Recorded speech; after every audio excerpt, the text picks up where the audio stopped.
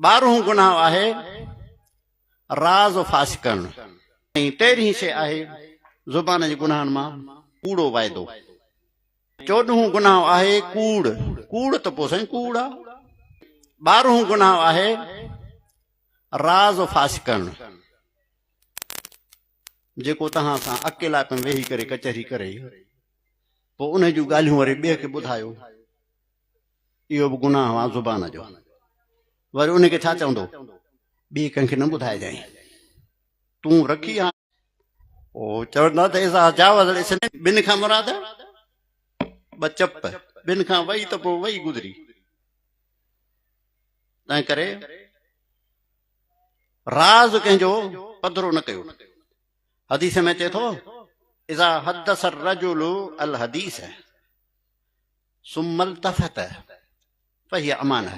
हिकिड़ो माण्हू ॿिए सां ॻाल्हाईंदे हेॾे होॾे थोरो वाजाए, हदीस जा लफ़्ज़ ॾिसो, जेकॾहिं कंहिं माण्हू ॿिए सां ॻाल्हाईंदे हेॾे होॾे वाजाए ॾिठो त ॿियो त आहे त को कोन्हे, त इहा अमानत आहे। न त छो थो वाजाए हेॾे होॾे, माना लिकाइणु चाहे थो। हाणे तव्हां वरी ॿिए हंधि बयानु कंदा वतो, हूअं बि मक़ूलो मशहूरु आहे,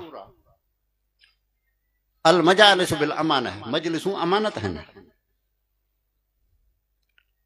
असां वटि वरी इहो हाल आहे जो उन वक़्तु ई मोबाइल ई ऑन करे छॾींदासीं, सभु ॿाहिरि वेठा ॿुधनि, जो जेके बयानु कंदड़ क़ाइदा हूंदा न उहे मनो करण ते मजबूर। छा कयूं, कहिड़नि गुनाहनि खां रोके, कहिड़नि खां रोकियूं।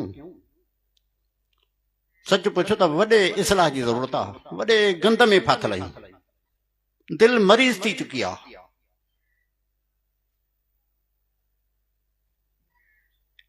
ऐं 13हीं शइ आहे ज़ुबान जे गुनाहनि मां कूड़ो वाइदो कंहिंसां करणु, हीउ तोखे मां हीअं ॾींदुसि।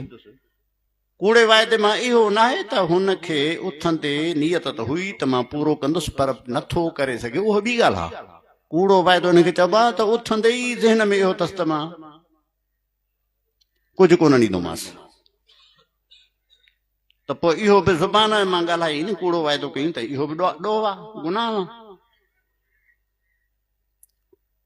औफू बिल उकूद, पंहिंजा वाइदा पाड़ियो, मतिलबु कूड़ो वाइदो करणु ग़लति आहे। 14हों गुनाह आहे कूड़। कूड़ त पोइ साईं कूड़ आहे, ख़बर अथव।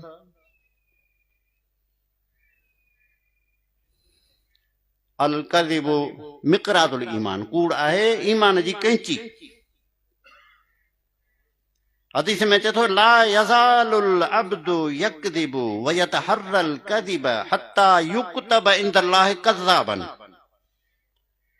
माण्हू मुसलसल कूड़ हणंदो रहंदो आहे, कूड़ ॻोल्हींदो वतंदो आहे त कहिड़ा ठाहे हणां, हता की अल्लाह साईं जे रजिस्टर में ई उनखे कज़्ज़ाब लिखियो वेंदो आहे, वॾो कूड़ो।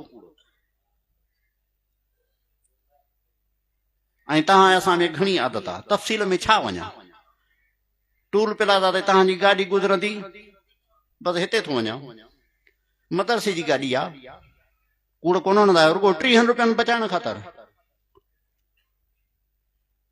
कूड़ त हाणे फन थी वियो आहे। दिलि ते हथु रखो, बचो कूड़ खां, कोशिशि कयो त कूड़ न हणो, तौबा बि नसीब न थिए मतां।